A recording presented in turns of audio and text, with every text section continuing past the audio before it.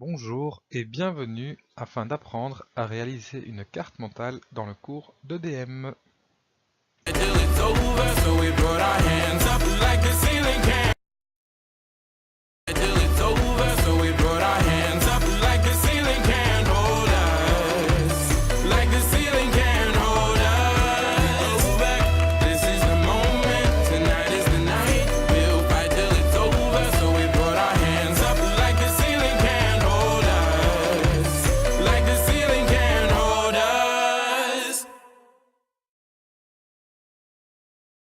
Qu'est-ce qu'une carte mentale?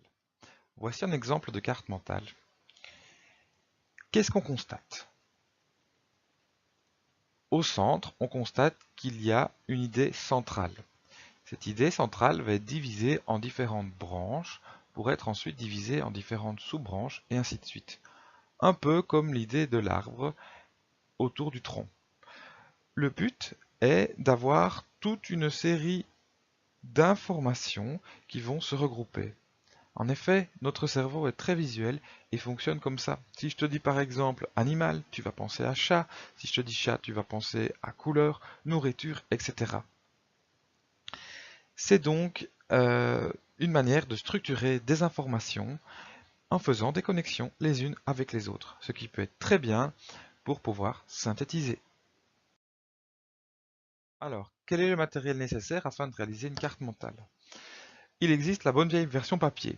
Pour réaliser cette carte mentale, tu auras besoin d'une grande feuille, format A3 pourquoi pas, utilise la format paysage, de quelques couleurs, fondamentales, nous le verrons, de ton cours bien évidemment, car c'est là que tu vas y chercher des infos. Tu peux également réaliser la carte mentale grâce à différentes applications. Je te conseille d'aller jeter un coup d'œil et de télécharger les applications MindMeister ou Xmind. Attention toutefois, une certaine partie de leur contenu peuvent être payantes. Quelles vont être les différentes étapes pour créer ma carte mentale? Première étape, c'est choisir une idée principale. Alors, cette idée principale, il faut bien la choisir, car elle va englober tout le reste des infos de mon mind mapping. Alors, on peut choisir quoi? On peut choisir le titre d'un chapitre, on peut choisir le titre d'une fiche savoir, d'une fiche savoir-faire, ou inventer soi-même le titre en fonction des informations. Ici, nous allons travailler sur quelque chose que nous connaissons bien, c'est-à-dire les différents secteurs économiques. Qu'est-ce qu'on fait? On va tout d'abord écrire au centre de ma feuille, format horizontal, je le rappelle, le titre. Ici, nous choisissons donc les différents secteurs de l'activité économique. Deuxième étape, choisir les grandes branches qui vont former notre arbre, après le tronc. Alors, voici, ici nous avons travaillé sur les secteurs d'activité. C'est facile puisque nous avons 4 secteurs, donc nous avons choisi de travailler en 4 grandes branches. Secteur primaire, secondaire, tertiaire et quaternaire. Pour choisir ces secteurs, nous avons inscrit des mots-clés dans le sens des aiguilles d'une montre, en sens logique. Attention les mots-clés, aucune phrase. Je rappelle que ce sont des mots qui vont évoquer des idées à ton cerveau. Et maximum 7 grandes branches. Pas plus, après on est perdu. Notre étape suivante va consister à continuer notre carte mentale avec les autres niveaux de branches, toujours dans l'idée de l'arbre.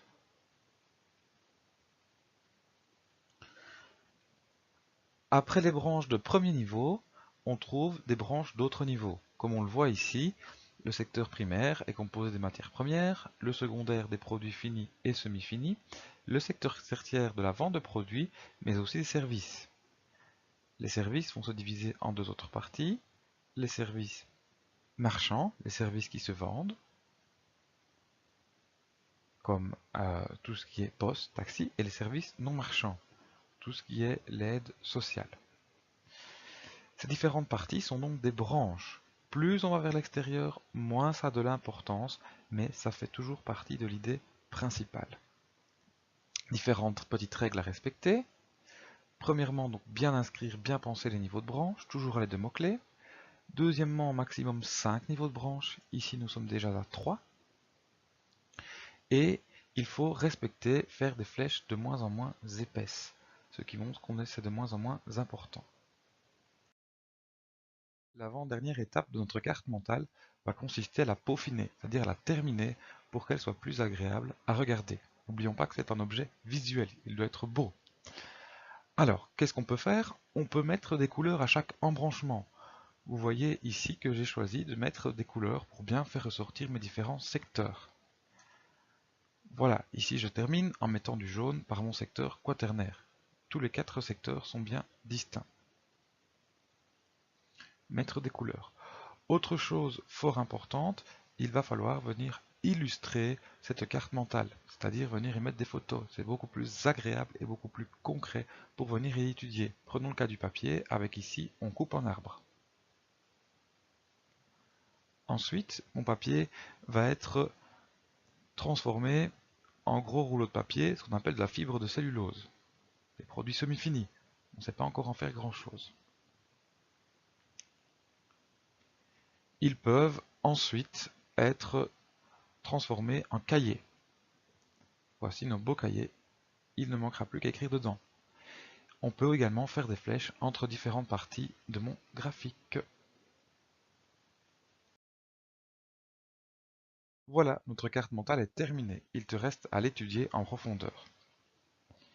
Elle est ici donc complète avec ses différentes branches, ses sous-branches, ses illustrations, ses couleurs. Alors, n'oublie pas de vérifier si tes branches sont logiques, si les mots, si les liens, si ces flèches ont du sens entre eux. Vérifie l'orthographe et s'il n'y a pas de faute de contenu. Ça serait bête d'étudier des choses qui ne sont pas bonnes. Et surtout, ces mots vont t'inciter à te rappeler ce que tu as vu en classe. Ils vont faire des liens, créer dans ton cerveau toute une série de connexions. Essaye de bien te projeter, de bien comprendre ces connexions. Attention, ce travail ne se fait pas à la dernière minute car il prend du temps et il te faut étudier cette carte mentale. Bonne étude!